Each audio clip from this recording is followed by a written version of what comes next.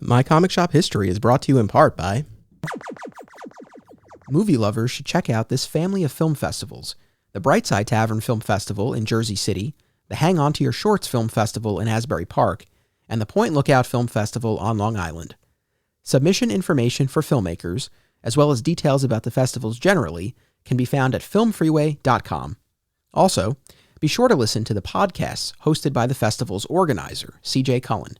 You can find the official Hang On to Your Shorts podcast, as well as the Cullen on Film podcast, via a shared universe network. The Hive Comics and Games is an oasis of nerd fun and events in the heart of Odessa, Texas. Whether it's comic book superhero stories or role-playing in a dungeon, the Hive is where to be.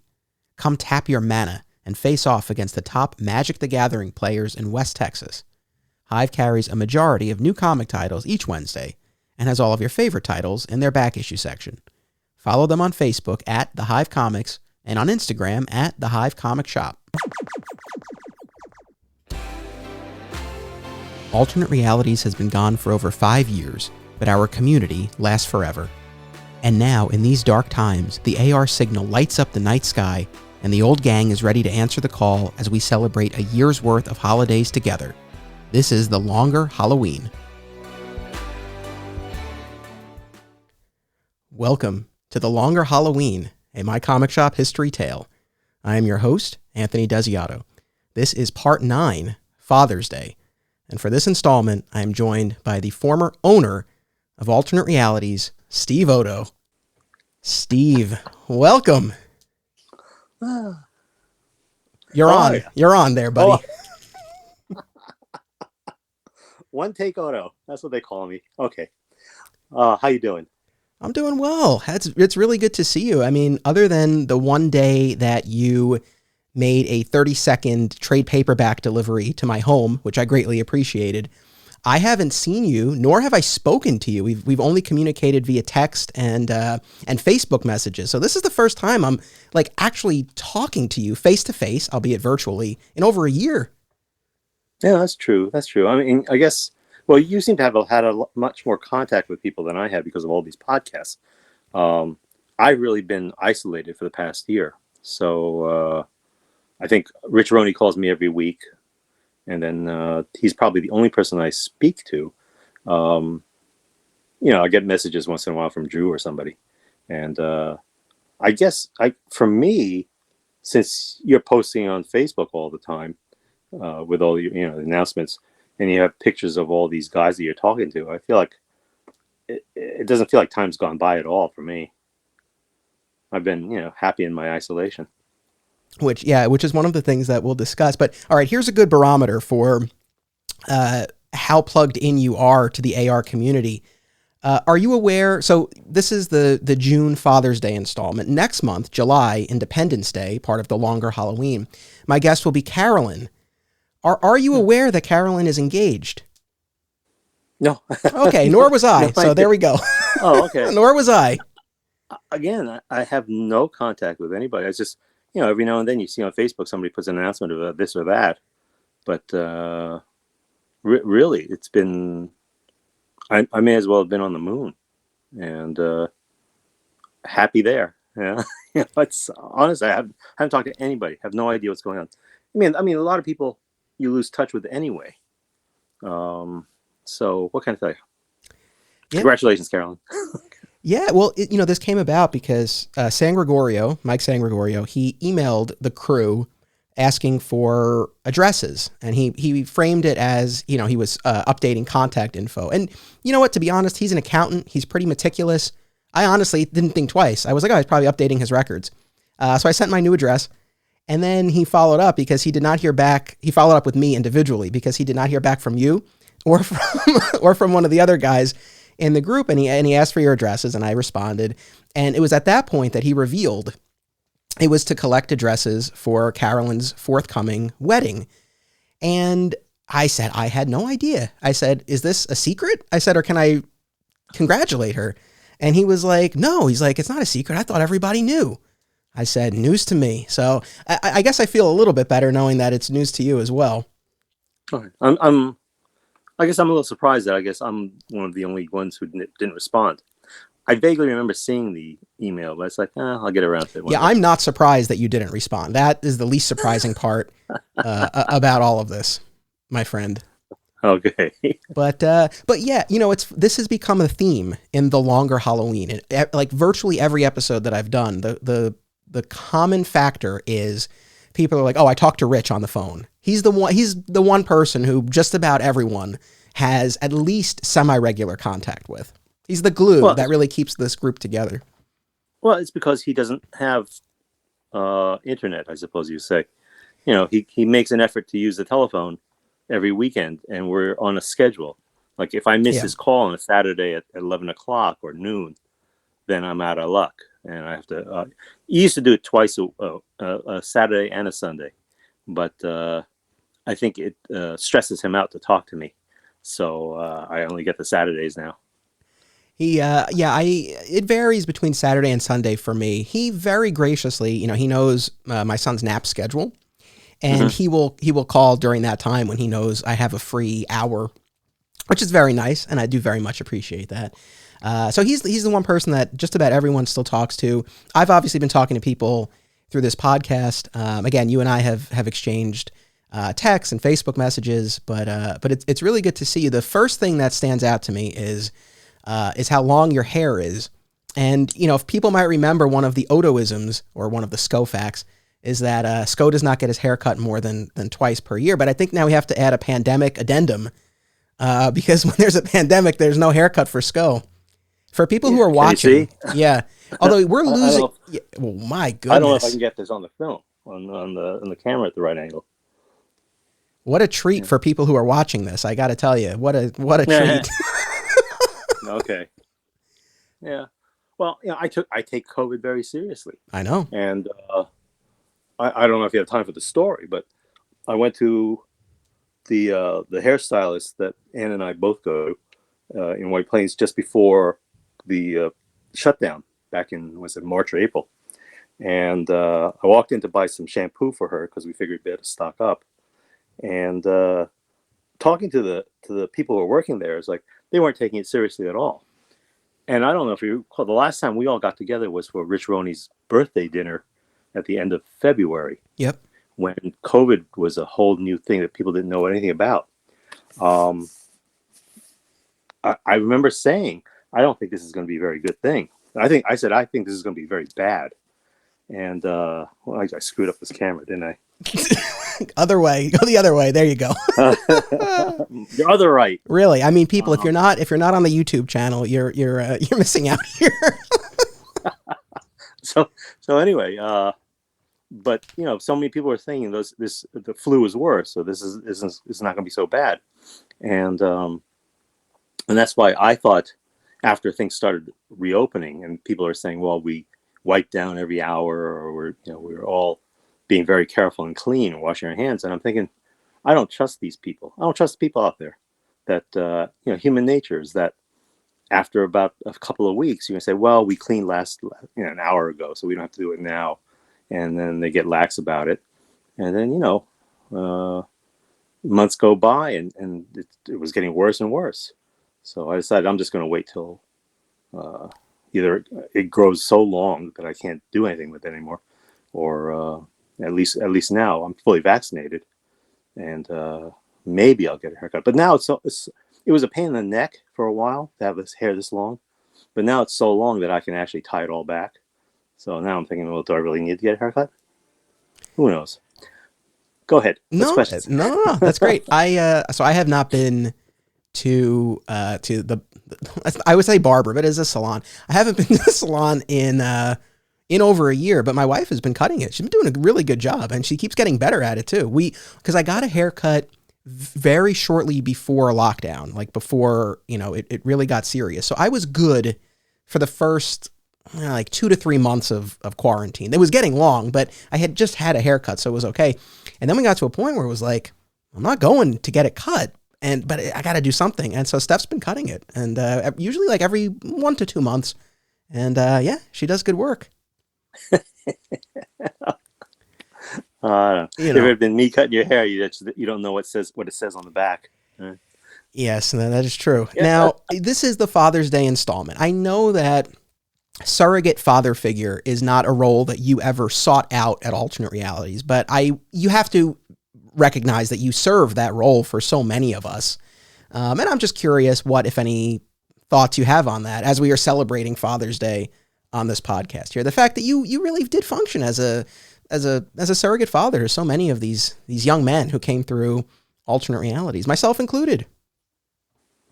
I guess I never really thought of myself that way. So it's not that it throws me off now, because it's been mentioned several times in the past few years. I guess in some ways, for a handful of you guys, I did feel almost like a father figure or a substitute father figure. But I knew it's more of a sense of I had a desire to guide and protect you guys from the bad things because I'm such a pessimist, from the bad things that the world was going to present to you. So, it's more important to, I guess, prepare you for the real world. So, hope I did okay. Hope I didn't screw you guys too much. No, not at all. I mean, and I, not to speak for anyone else, but I'm sure, many of the guys would echo this, but we definitely always felt that. And I mean, I know I learned an awful lot from you, and every Father's Day, I mean, I think of my dad and I think of you, and, so that's why, of course, you were always going to be the guest for this. Also, this episode actually hits on a few things because, this is our June episode. We do monthly installments of the LongAR Halloween. So this is June. Not only is June Father's Day, it's also your birthday. And it's also the anniversary of the opening and the closing of alternate reality. So June is a big month in alternate realities lore and Steve Odo mythology as well. So, so you were always going to be the guest for this. But I think about you all the time, and I know I've probably mentioned this on other episodes, and I know I've mentioned it to you off mic, but my job in law school admissions, not all that different from retail, not as different as you might expect. And there are so many times where I'm like, it just makes me feel like I'm back behind the counter, but not in a fun way. Most recently, I know you'll appreciate this, and I posted about this on Facebook, we do all these Zooms with prospective students. And I don't know how familiar you are with Zoom, but there's this feature called waiting room, where you can put people in a waiting room and admit them one at a time. And you can use that for any number of reasons. For us, it's so that we can have private, one-on-one, individualized counseling sessions. And it's all over the website. It's all over the sign-up page. We use the waiting room. You'll be admitted one at a time. Please be patient. Please wait your turn. When the session begins, I message everyone in the waiting room to remind them. And inevitably, it's like without fail, every time I get an email from someone saying, I'm in the waiting room. What's going on? I've been waiting 20 minutes. Is this happening? It drives me nuts. And it just makes me think of you and your read the sign, read the sign. Well, I guess, I've always been a little bit more vicious about stuff like that. To me, if I were in your place, I would automatically, for that person's record, just check off saying, deny. It's like, don't bother to wait. You're not getting in. There are plenty of candidates. There are more so than ever. I mean, this is really a tangent, but it's been a lot. The volume of applications has been higher than I've seen in the near decade I've been there. So it's been hopping in admission. So I probably could get away with doing something like that since we have so many applicants. Hey, so speaking of your signs, and Bill Mayo and I talked about this when he was on the premiere of the LongAR Halloween. We were speculating of like what you and the store would have been like during COVID. And I don't know. Well, I guess let me ask you this first. Like, let's say the store were still open and then all of this pandemic happened. I mean, what do you think you would have done? Would you have done, this is my prediction. I think you would have done curbside. I think you would have done that. But you tell me, would you have done mail order? Like, how do you think you would have approached it if you were still running the shop? That's a hard question, because it wasn't just COVID that hit all the comic book stores in the past 12 months. For those who don't follow the industry, Diamond had been exclusive distributor for both Marvel and DC, as well as all comic product. And what is it? I guess it was Marvel that left first. And oh no, No, it's DC, DC. DC. DC left first. So suddenly, all the stores had to open a new account with a new distributor who was exclusive for DC, as well as continue their Diamond account to get everything else.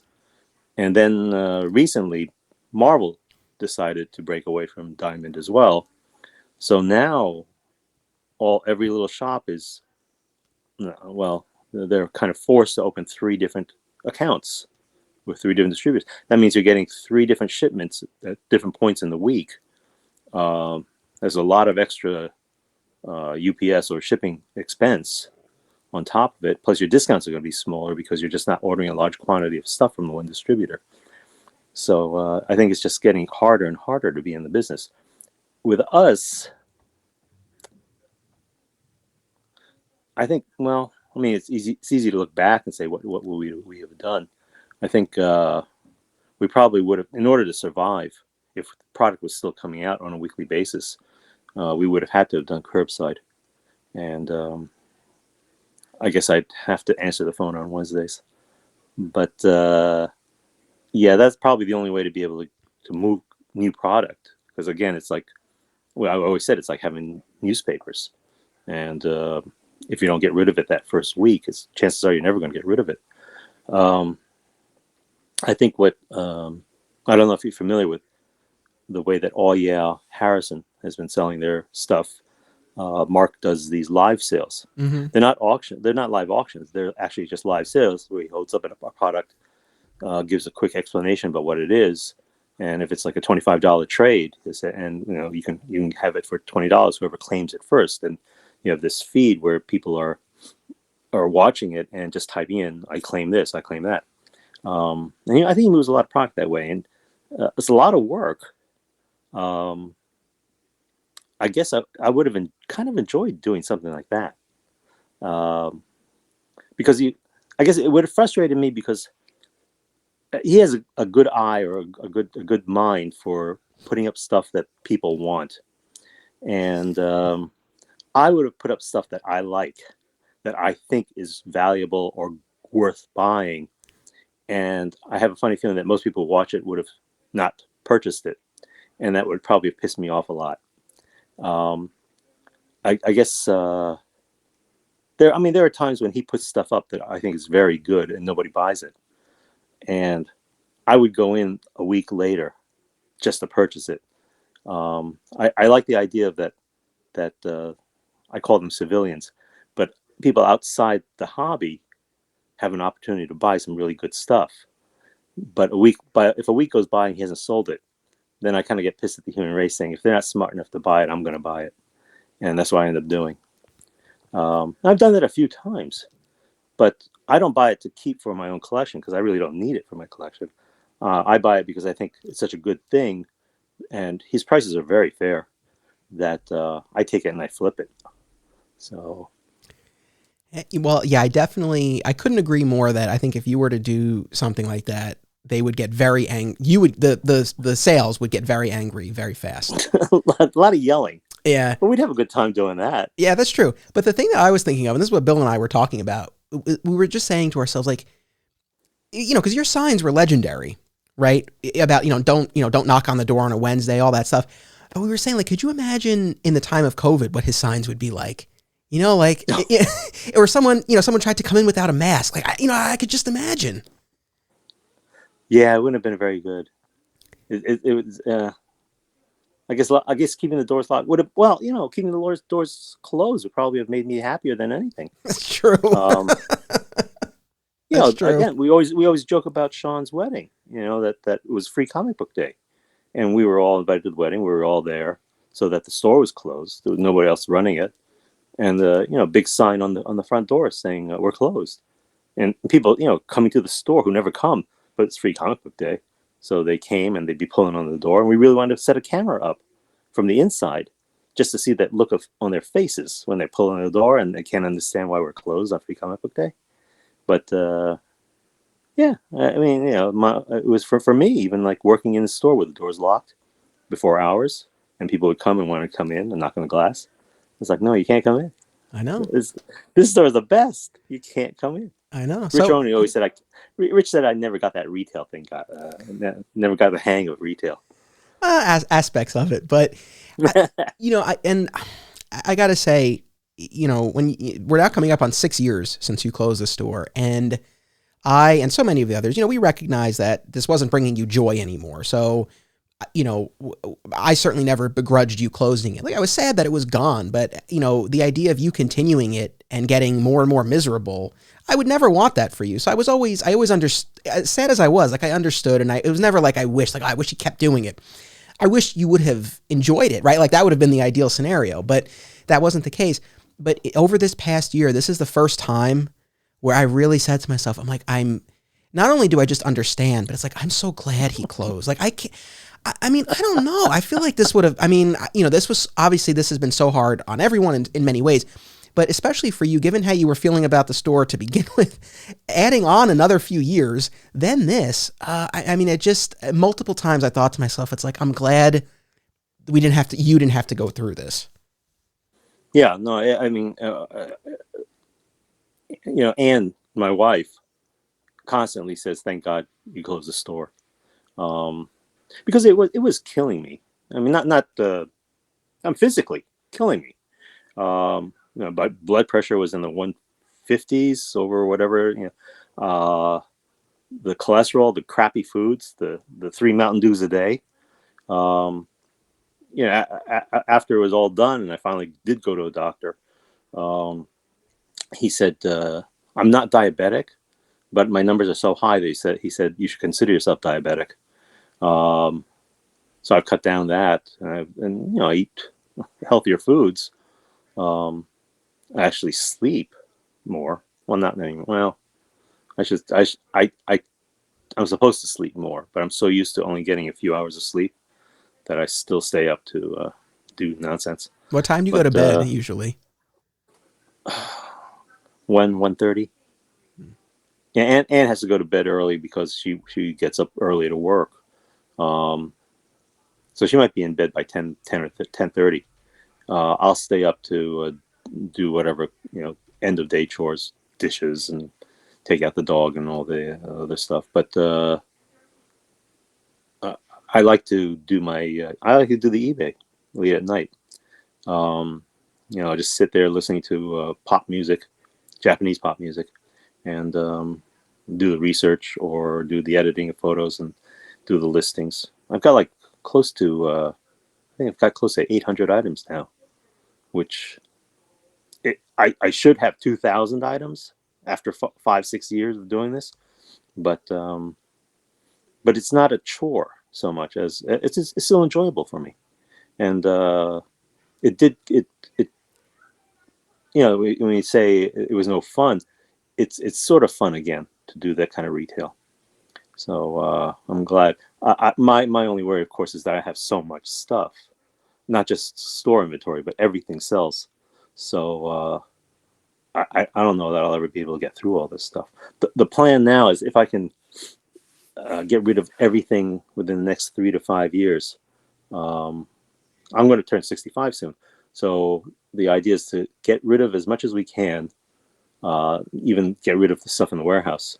And Anne and I would probably end up looking for like a condo that would require less work, all that yard work and stuff. And then Evan will take the house, and it becomes for him to, I suppose, start his family and your son, continue the legacy. So that's sort of the I guess it's a long-term plan, but 3 years goes by very quickly. So I don't know that I'm going to be able to get rid of him. I keep finding new stuff that's like I can't throw this away. I just found some catalogs that I asked Evan if he wanted them. There's some they replica swords and shields and Ren Fair type costumes, and I think it was like maybe a quarterly catalog from about 10 or 15 years ago. And Evan didn't want them, but then when I looked it up, they're like expensive. So it's like, oh, I can't throw these in the recycling bin. I have to sell these. And that's what I've been doing. Yeah. but it's fun. It's like legal research. Um, I realized that the thing I enjoyed probably most about the law was the research and the writing. So, in a way, to do all this background stuff about a particular comic book or hardcovers, soft covers, action figures, it's fun to go to. It's stuff that I probably knew way back when, but I've forgotten. So to read it all again and then put it into a description is actually enjoyable for me. So keeping busy. Yeah. No, I'm glad that you're enjoying it. I mean, I think just from your posts and everything that comes through. I know you enjoy the process of listing. I know you love finding stuff, whether it's at the warehouse or at home. I know you continue finding these treasures. The joy of getting old and forgetting. It's like every time I find it every few years, it's like it's the first time. Yes. So it's a Christmas every time. Yeah. As far as the forgetfulness, I mean, you require, I do a lot of podcasting as you know. You require the most reminders out of everybody. Because I have reminder that we're doing one? Yeah. Or just a reminder of anything? Well, I got both, I guess, but that we're doing it and when we're doing it. Because for everyone, like I have my process, right? We set it up and then I'll follow up with the person, right before. But usually I don't even need to do that. Like they're posting about it or they're reaching out to me. Like I know they're good to go. With you, I also build in a couple of extra reminders, just to make sure. And I've learned to stop trying to plan it so far in advance with you. I'll do it like a little bit closer. So, okay. Hey, yeah. I do forget. It makes it worries Anne. That I become so forgetful. I've always put my glasses down. I can't find them. Never take my phone anywhere because I'm not glued to it. So it might be charging, and I'm gone for half a day without it. And then goes, all this stuff that when I put it down, I think, oh, I'll remember where it is. But 3 months, 6 months later, it's like, oh, I didn't know I had one of these. So it's great. Yeah. I really like life. I mean, and obviously Anne would be able to, speak to whether you've gotten more forgetful. For me, I would say that I don't know that I've noticed much of a difference. I think the big difference is just that when the store was there, I always knew where you were. And so it's like if we were going to do a podcast after you closed or interview you for a college paper after you, it's like I knew you were there. Even if you forgot, you were still there and I would catch you before the store closed and we would be able to do it. On my way out. It's like, we're doing one tonight? Oh, okay. Exactly. But I'm glad, it all worked out. When you were talking about legal research and writing, I thought of you recently on the law school front. So you were a member of Law Review when you were in law school. What I've come to find is that probably most, I would say, incoming law students don't know what a law review is. And for any of our audience who doesn't know, it's a journal that publishes scholarly articles on the law, and it's edited by students. And it's competitive to get on Law Review. You typically receive credit for it. It's one of the more prestigious of the extracurricular activities. And, I certainly knew about it, probably from you, to be perfectly honest. That was probably how I knew what it was. But what we were what? No, I'm just thinking, it's like, how can you apply to law school and not understand or have any familiarity with what's involved? It's like saying I'm going to be a doctor and saying I had no idea that I was covered in blood one day. Yeah. Okay. It's honestly, I think part of it might be that I don't know that Law Review itself is just, I don't know, as known or as discussed or as big of a thing as it was when you went to law school or even when I went to law school 10 years ago. Well, I mean, just the idea of Law Review is like saying I'm going to this college and that has a fraternity. And it's like going to that college and not knowing that they have fraternities or sororities. Like going to a gym and not knowing that there's a swimming pool there or something. I don't know. It's again, as I said before, the similarities between admissions and retail, the line isn't as clearly defined as you might think. But we were doing this Zoom session recently and with incoming students and talking about. Because a lot of them, the thing they are very concerned about is preparing to start law school. What can they do over the summer? What can they read? What can they do to get themselves ready? That comes up in all of these sessions.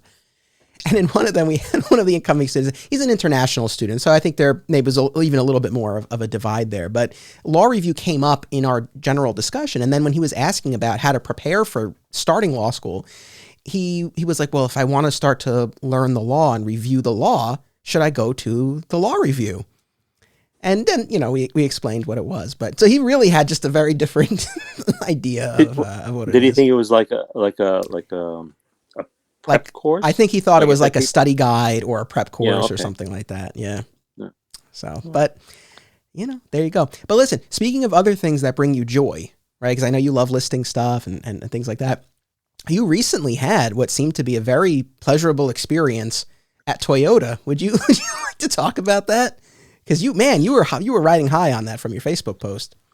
Yeah, you know what it was? It's New Rochelle Toyota, and I thought it was going to be a simple air conditioning repair, but they had to take it apart and they had to test the lines to see if there was a leak, and then they found all this other stuff that was wrong, and so suddenly it's like you have to come back tomorrow, and it'll be like $700 for this, and if we had to do this, is another $250, another $300 here. So I started doing the numbers in my head and saying, is it time to buy a new car? Because if it hit like 5,000 or 7,000, I said, this is crazy. It doesn't make any sense. I may as well just buy a new car. But in the end, it's like, okay, it turned out to be like 4,000. But rather than having to sit in the waiting room with a crowd of a dozen people, the young fellow, the service guy, said, "Follow me," and he took me up to I guess it's the sales floor in the back room, and they have a waiting room with its own television, 3 cubicles, soda machine, vending machine, coffee machine, and the cubicles had plugs, so you could keep your machines, your computer, whatever, charged while you're working on it. And nobody else seemed to know about this room. So it's like a private waiting room. And I thought, this is great. So when I went the next day, I took 2 iPads, these ear thingamajigs, lots of work to do, lots of eBay work. And I didn't care if I was going to be there 3 hours, 5 hours, 7 hours. It was great. Wasn't bothered by anybody. And then you'd come up every now and then and let me know what the progress was. But yeah, I like your comment afterwards that I would try to come up with reasons to go back. But yeah, and I actually did think about not causing damage to the car so they have more repairs to do, but going with a box of donuts or something like that and saying, hey, is it okay if I just hang out here for a couple of hours upstairs? Nobody else was using the room, and then it occurred to me that I really just need to clear off some space at home and have a desk to work at. Maybe that'll be the same thing. Yeah, I was only half joking in my Facebook comment, by the way, that you would purposely find reasons to go. I mean, maybe breaking the car, that was more in jest, but as far as finding reasons to go, I could see that. But yeah, there's really something to that. And I've talked about this in other episodes, but since we moved and I now have the home office, AKA Flat Squirrel Studios here, man, it's just, what a difference. I feel like I'm a lot more productive, and it's just to be able to just slip into that space. I always talk about comic shops and the importance of the space where the communities can flourish and people can come together and have friendship and fun.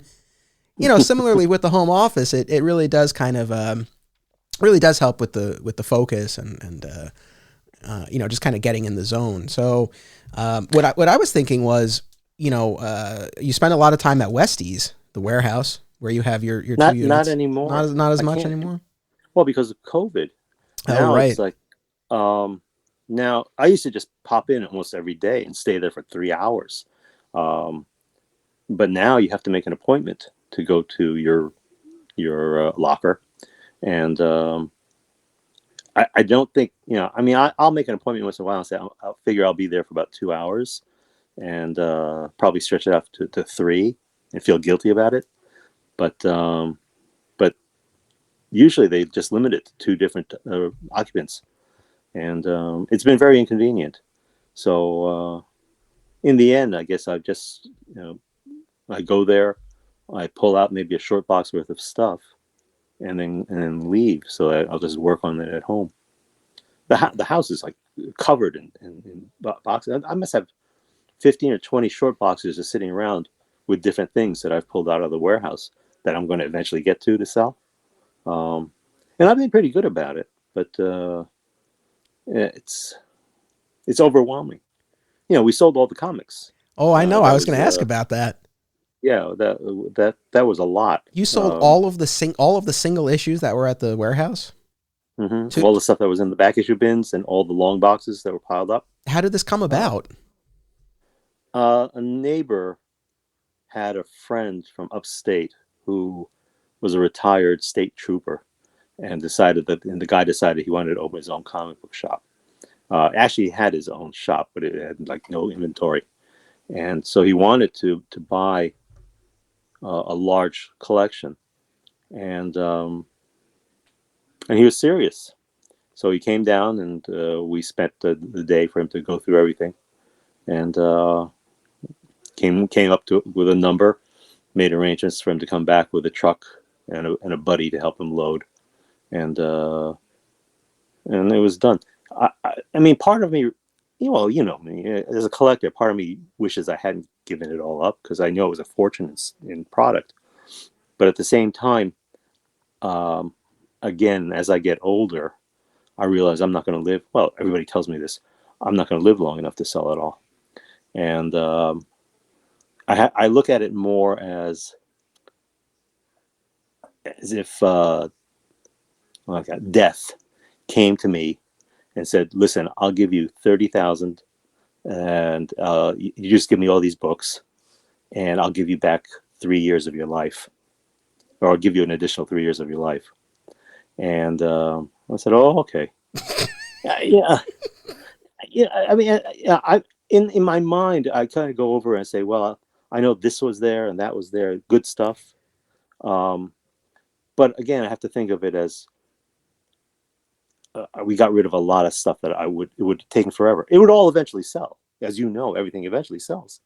But when you have like this many, can you see this many of the same thing? I mean, I've been doing that too.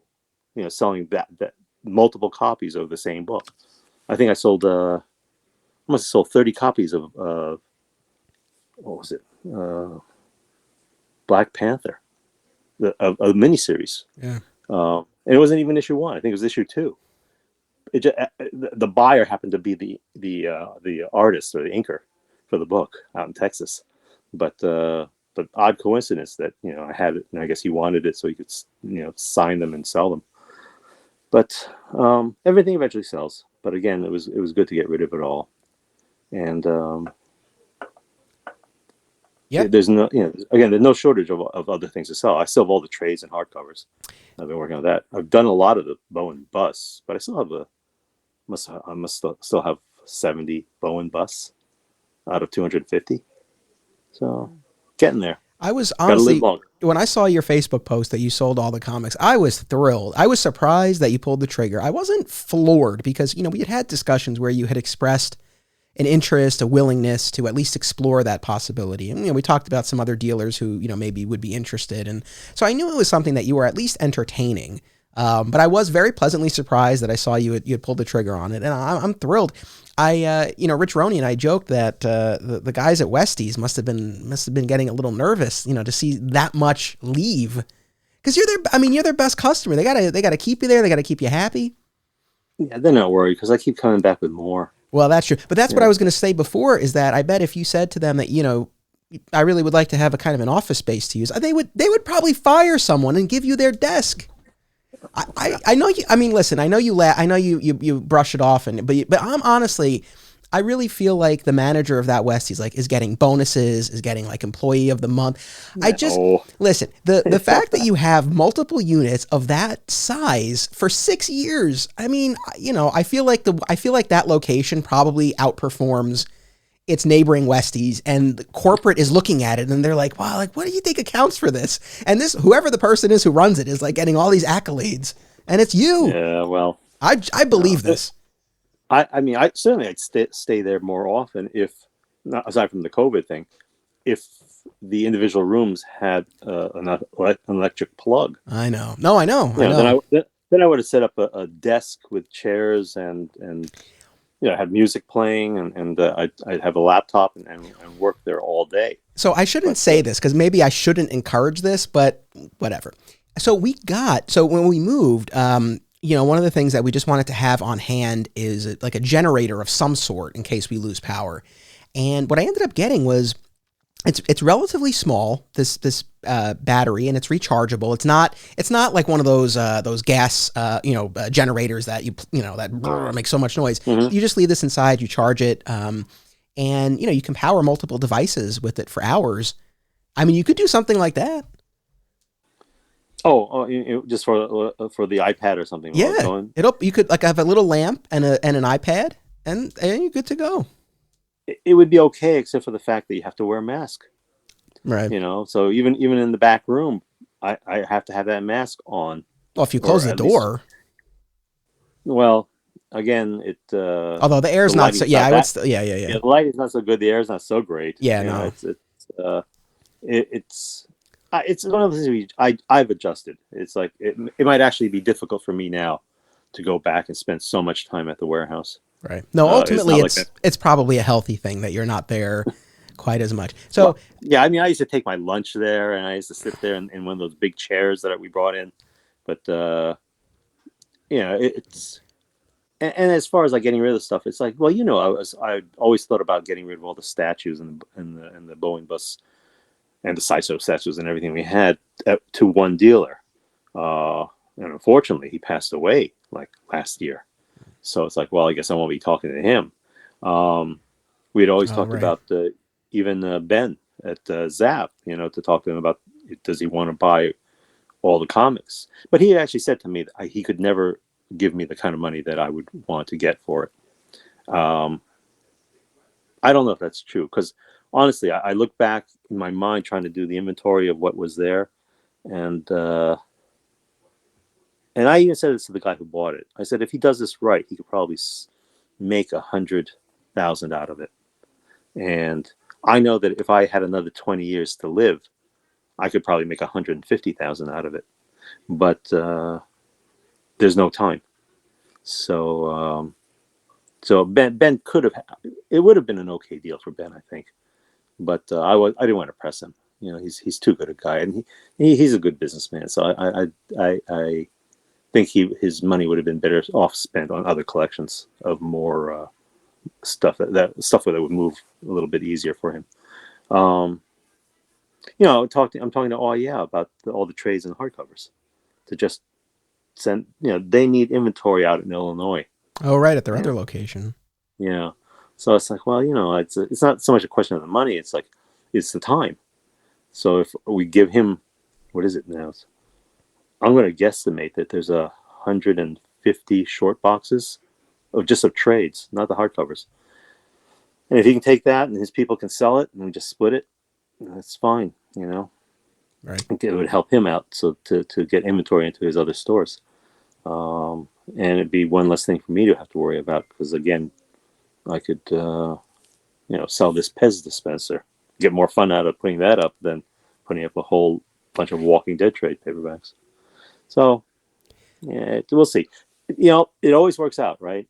Everything works out in the end. Another Odoism. Yeah, I mean, fate will suddenly present me with a situation where it's like, okay, I just have to say yes and it'll be done. And then 6 months later, I'll have forgotten that I did it and it won't bother me at all. So speaking of I saw that you spent some time there making up bags and boards. And I'm curious what your time was, because I know you always took a lot of pride in how quickly you can make up 100 bags and boards. 7 minutes.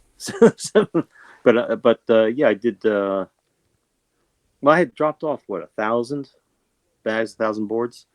There's a shortage, a supply shortage in the industry. So comic book shops around the country aren't getting comic book bags and boards. And as you know, I tended to overorder, so that in the warehouse we still have cases of boards and cases of bags, lots of supplies. Do you need any? No, I'm good, but I actually Okay. I'll give a little hint. So I'm going to be reimagining one of my podcasts, and the new name takes its cue from Supply. And I once again thought of you as I was thinking about how the title might work. Anyway, we'll get more on that later. But yeah, no. So I saw, So as far as the time, I took in 1,000 bags, 1,000 boards because they needed them, and I don't know how much you follow what's going on over at but that poor guy is working like a dog, and under a lot of pressure. And I thought, geez, and he's had all these health things going on too, because he had COVID, and that pretty much exhausted him. And then he's I don't know if we should talk about his personal health problems, but he's got enough that it would be having one of these problems is bad. Having like 2 or 3, it makes it so much worse. So I just wanted to try to go every now and then, try to make life a little easier for him.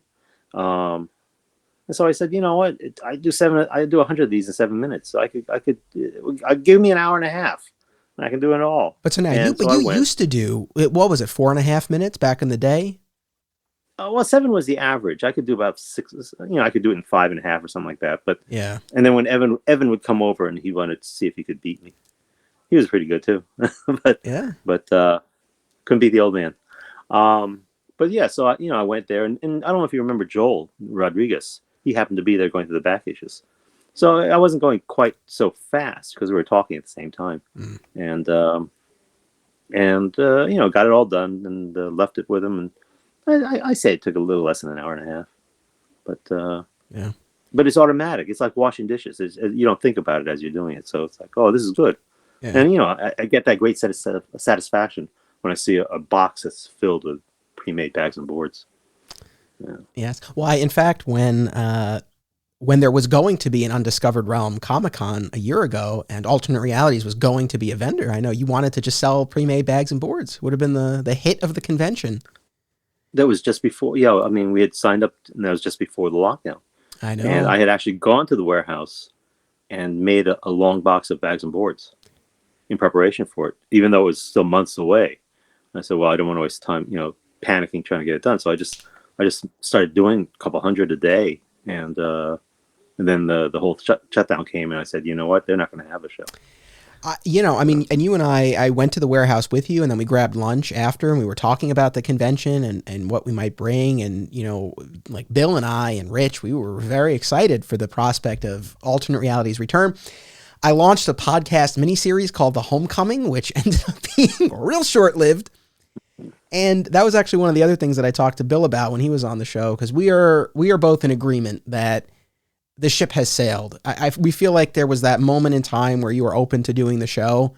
Now that obviously it didn't happen this year. Whenever it does happen, we both feel that you would not sign up again. Is that the case? I don't think I have anything to sell, unless I don't have back issues. Right, and all the single issues are gone. Yeah, it's not like I have no comic books in the house. I have still, I guess, the equivalent of 20 long boxes, miscellaneous. Some of them are new and not worth much, but I've got a lot of old Silver Age and Bronze Age that's actually pretty good. And I decided I'm not going to sell those. I spoke to Evan about this. I have a couple of big books that I've been given I've received offers for, which are eye-popping offers. But we spoke about it. I spoke to Drew about it too, and I said, we're not, knock on wood, we're not in a position where we need the money.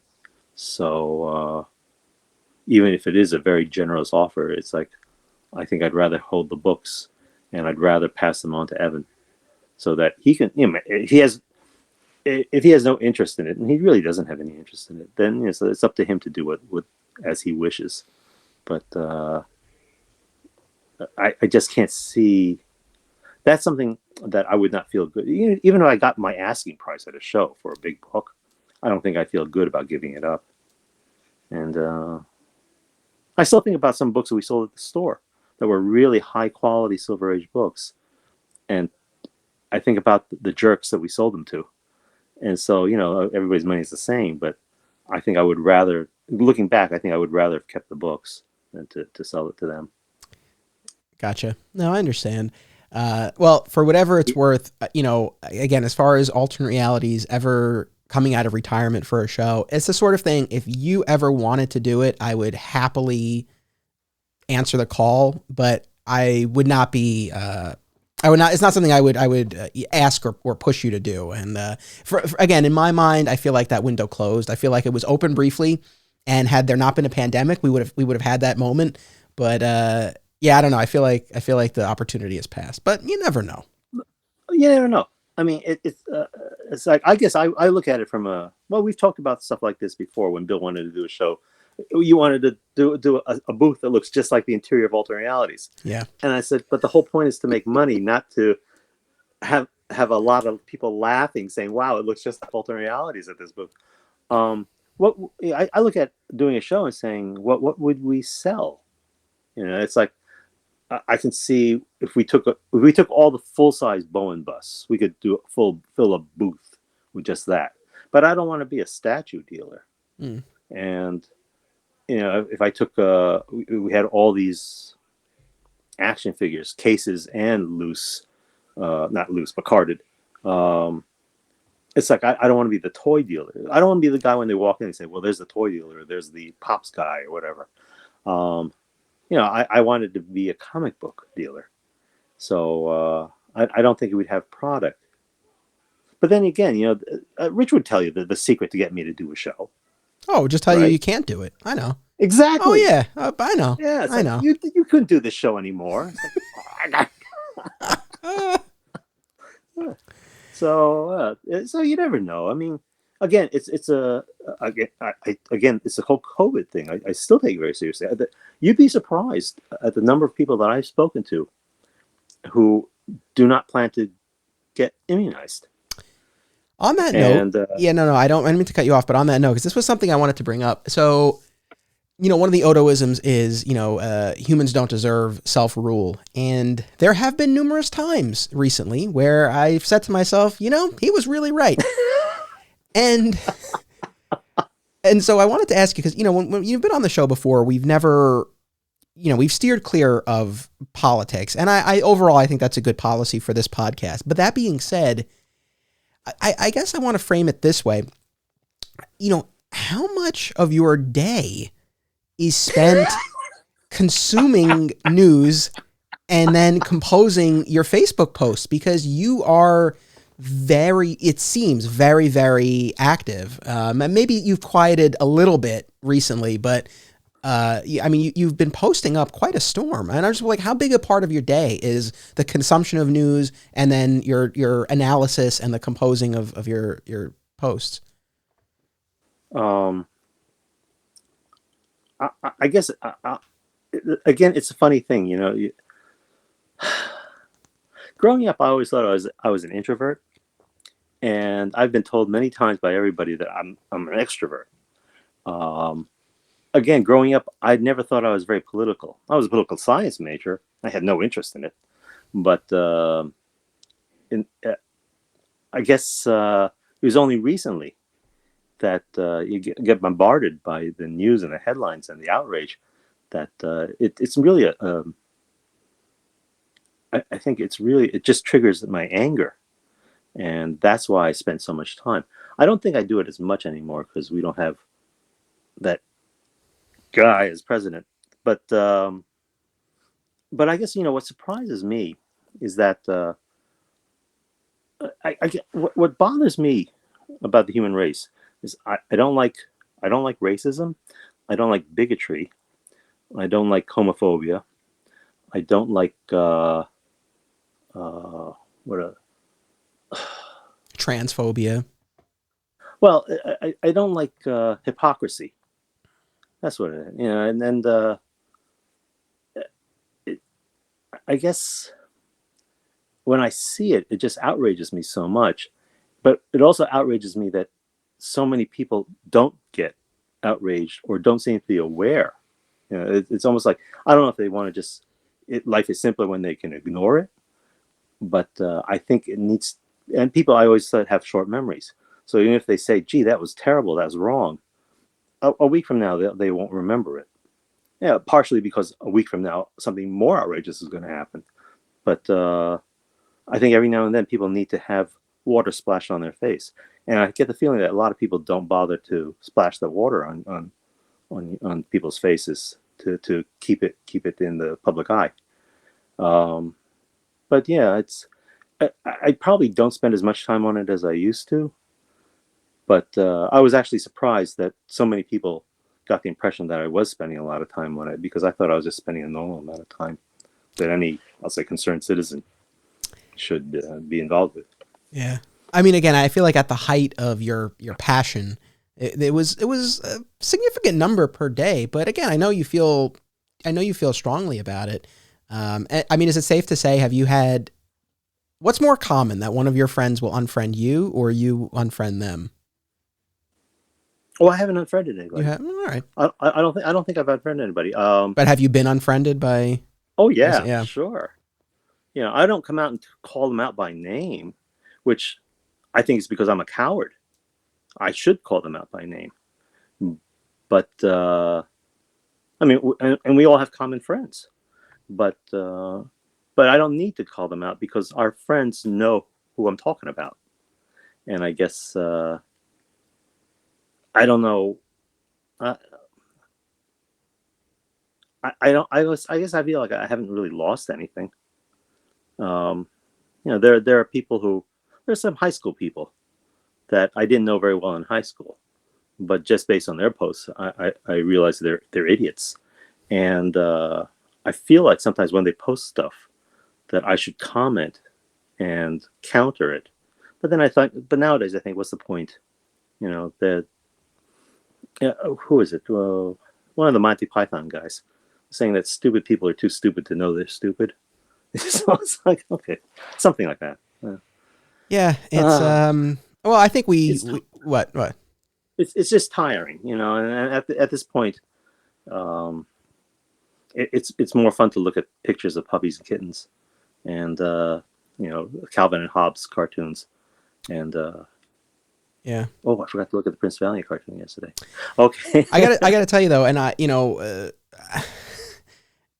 recently I saw one of our customers, we can talk off mic, but post about how he's not going to get the vaccine. And my red ring lit up. And it's one of those things where it's like, like you, I mean, we've been exceedingly cautious during this period. We work from home and we've been, again, very, very cautious. Like we very recently started taking our son to this outdoor music class organized by a local family, and we were very happy to find this group because they screen the other families and talk about sort of daily behavior and things like that to get a feel for how everyone's approaching the pandemic. We're outdoors and distanced and masked.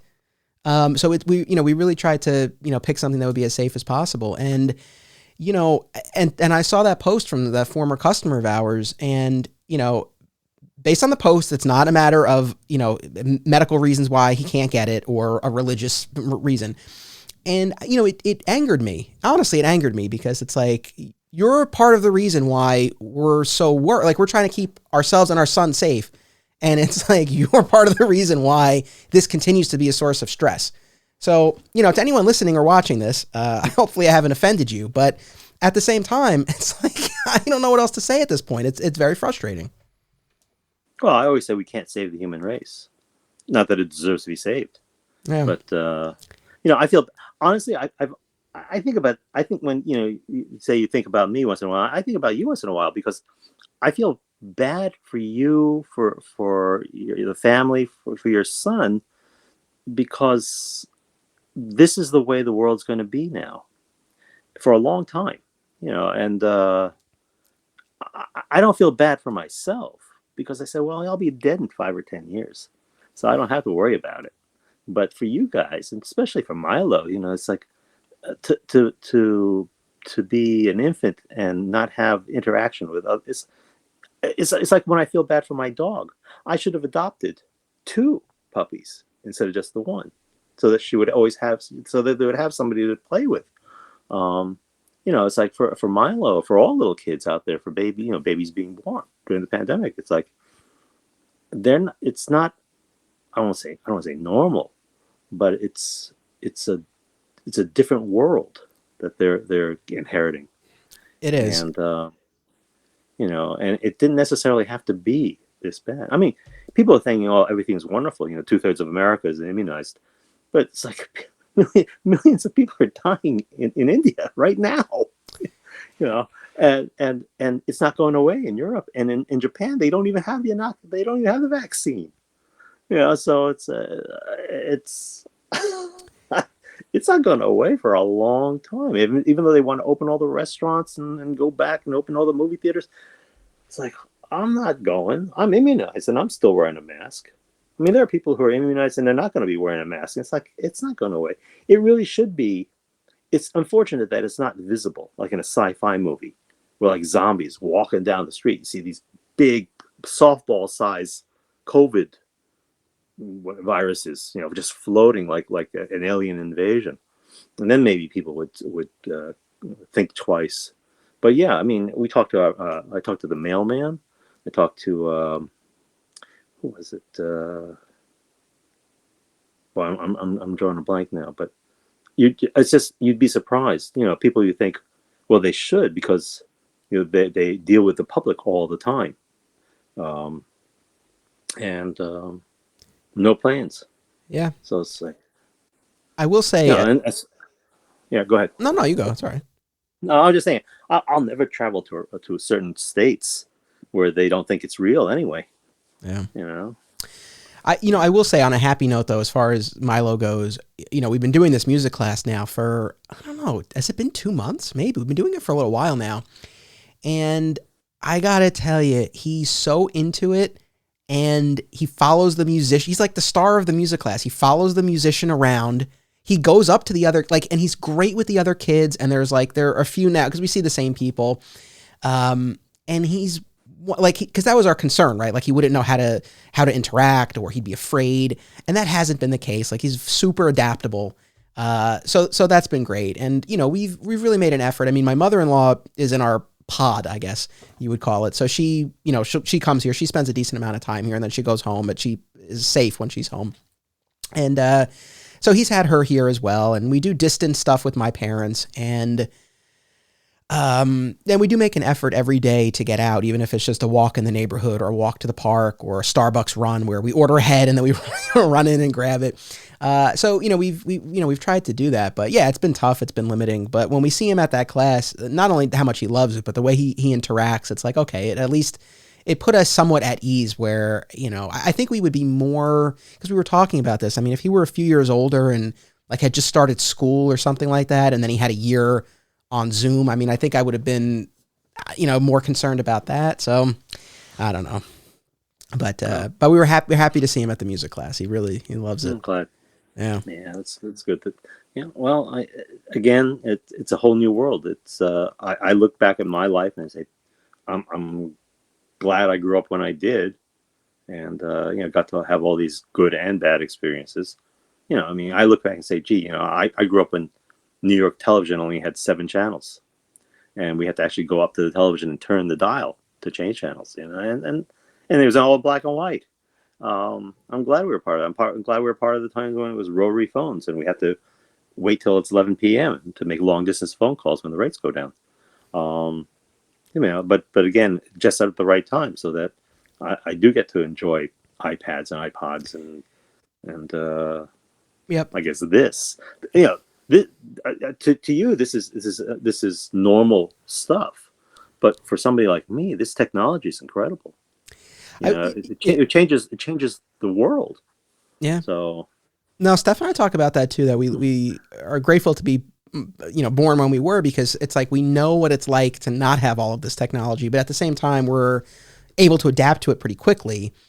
So we really were like right, on the line there of knowing the before and after. And I do appreciate that. We'll make sure Milo knows, what a VCR is. I don't want it to be someone he sees on, what is that? It's like, no, we'll explain what everything is.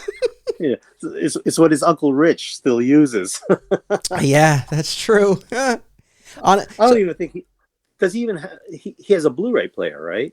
I Rich, think Rich. So when Darby was on for the April Fool's Day episode of LongAR Halloween, and we not planned, we ended up doing like an extended bit about Rich's technology or lack thereof. It was pretty funny, but yeah, I mean, he has for anyone who didn't listen to that, he has a flat screen TV that he inherited from his mother that, as far as we know, is not plugged in. He has a Blu-ray player that a few of us that, remember years ago now, a few of us, this was when Blu-ray players were more expensive, and a few of us, chipped in and we got him a Blu-ray player, and that is still in the box.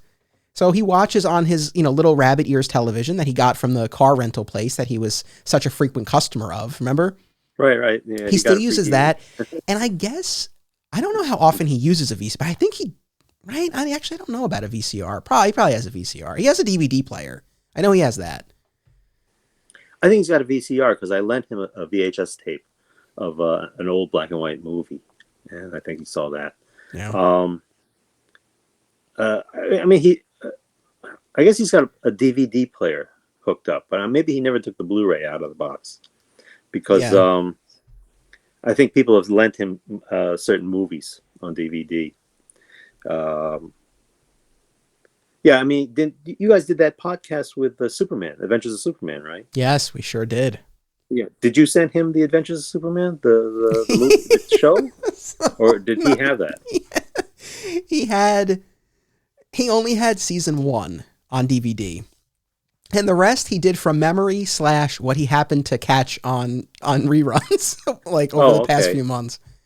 But we made it work. Every Sunday, I think. The funnier part was when we did our episode on the late 80s Ruby Spears Superman cartoon, and he did a 30-minute episode without watching a single minute of that cartoon. It was, it was classic Rich Roney, where, we talked ahead of time, and I don't know, I thought he might like try to watch one, but he didn't. But we still had a great chat. It still worked. He remembered everything, right? Pretty much. Well, he has a fantastic memory. He does, but he didn't know that cartoon even existed. Like, we both kind of discovered it at the same time, and then we decided to do an episode about it. And he did it based on, I think he watched the opening credit, the opening montage, and he read about it, and then we got 30 minutes out of it, but it worked. But the Adventures of Superman stuff was amazing. But before we wrap up here, so is this 65? The birthday coming up in June? Yeah. This is it. I mean, it's a shame that we can't do it's a shame that we can't do a big celebration for you. Yeah, it's just another birthday. Well, I mean, I think it's crazy because I know obviously you and Rich are contemporaries, and I think it's crazy how fast it goes. And I know you know this, but I think about his 60th birthday when we went to Molly Spillane's in Mamaroneck, and I look at that and I was like, oh, that was a year or two ago. That was 5 years ago. Yeah. Oh. I mean, the idea that the store's been closed for 6 years, that's pretty amazing. That kind of went by pretty quickly. But, I guess for Rich and I think as we got older, we noticed that time goes by really fast. Even like during the week, on a Sunday night, Anne's got to start work on Monday again. But next thing you know, it's already Thursday. And it's like, well, okay, the weeks are just kind of popping along. Yeah, the other day was at the end of April was the 5th anniversary of my mom's passing away. And my dad has been gone now almost 12 years, right? 11, 12 years. 11, yeah. So, yeah. I mean, Anne said to me the other day that, we're getting our 10th anniversary is coming up. I was like, I can't believe it, So, but yeah, it goes by pretty quickly. Yeah. That's why, being the father figure, my concern is that you guys are financially set, are investing well and saving for the future, and watching your health. And that's all, from my point of view, that's all that really matters. Yeah. Everything else is just kind of crap that just kind of flows along. But it's almost, but it goes by so fast that, you got to take care of those basics. I think, what was it? I won't keep you much longer, but right after the store had closed, you remember Kara Zamborski. I guess she had a lead on a collection in Connecticut. So we drove out there and looked at it. And again, you feel bad for the guy. Not that I crushed his dreams, but here he put he been collecting all these comic books for decades, and he thought he was going to retire on this, or at least his wife thought they were going to retire on it. And it was like, well, what do you offer him? $1,000, and you feel like you're paying too much. We ended up not getting it, but we stopped at a pizza place that Evan and I used to go to out there, and I sat to have lunch, and I was talking to her about, because she was going to start to head out west and start her adventures. I don't know if you stay in touch with her at all, but I was talking about investments and retirements and paying off school loans and stuff like that. And she looks at me and goes, "Is this the adult talk?" So I was like, "Yeah, okay, it's a grown up talk, right?" So, but I guess from my point of view, at this point, again, even with Evan, as long as he's set up his investment portfolio and he's set up financially, and I feel like I've done what I need to do for him by making sure he'll be okay. We've done all this stuff with the siding and the roof and the solar panels and repairing this and that the house, so that's something he doesn't have to worry about when he takes over the house. That's I feel that's my responsibility as a father. That's my responsibility. And as far as like you boys, you, Bill, and the others, well, you have your own fathers to take care of you, but it's like I always feel like hopefully if ever the need comes, because I remember telling Roby, it's like, if it didn't work out in Seattle, just come home, and it's like it's like sending your kid out there to fight the world, but if it's no good, you have to know that he's always got a place to come back to. So that's I guess my Father's Day message. I don't know, that doesn't make much sense, but it's always proud of you boys. I got to tell you that. So anyhow, well, if you need me, you give me a call. Come running. Well, I appreciate that, and I know the other boys at the shop from the shop appreciate it as well. And thank you for everything over these years. And on the note of Father's Day, Evan seems like he's got a great head on his shoulders. And you mentioned your dad. I do think about him too, and he's very much missed, and always in my thoughts as well. And a very happy Father's Day to you and the other dads out there. A happy birthday to you as well. Oh, thank you. Happy Father's Day. It's funny to say that to you, though. In a way, you're still like, that high school, college kid. The fact that you went to law school, it's kind of like, well, okay, that was just a couple of years ago, right? But it goes by real fast. But thank you, and I got to say, I love being a dad. It's the best. It's really the best. It is great, isn't it? Yeah. I say that to all young, expecting parents, that it's the best thing that's ever happened. And Phil, I don't know if it's supposed to be common knowledge, but maybe tell me off mic then, just in case. Yeah, you want to do that? I'll kind of mention it. Just tell me off mic. One of the boys is going to be expecting soon. Oh, so, well, that's news to me. I really wife. News to me, but that's good to know. You could tell me off mic, but okay. but we have another little thing to record, so hang on the line here as we do our little outro here. But thank you very much for being part of this episode of the LongAR Halloween, and always a pleasure. You froze. Oh, we made it pretty far, but Superman, very nice. This is your birthday present. Oh, well, I appreciate that. It's one of those like silver, troy ounce of silver or something like that, and it's a lot less impressive than it looked on the advertisement. Well, I appreciate it. We'll get it to you somehow. Thank you. And always I'm glad that I got to see you and we got to chat. And the audience, you're a fan favorite, and people always ask how Steve is doing. So I'm glad that we were able to present this. So thank you to our audience. Of course, we'll be back with the next episode of the LongAR Halloween in 1 month, but in 2 weeks, we have the very, very special 100th episode spectacular of My Comic Shop History. So 2 weeks from now, you really don't want to miss it. And until then, don't be a flat squirrel. My Comic Shop History is a Flat Squirrel production. Art by Philtastic Phil Menza, music by Basic Printer.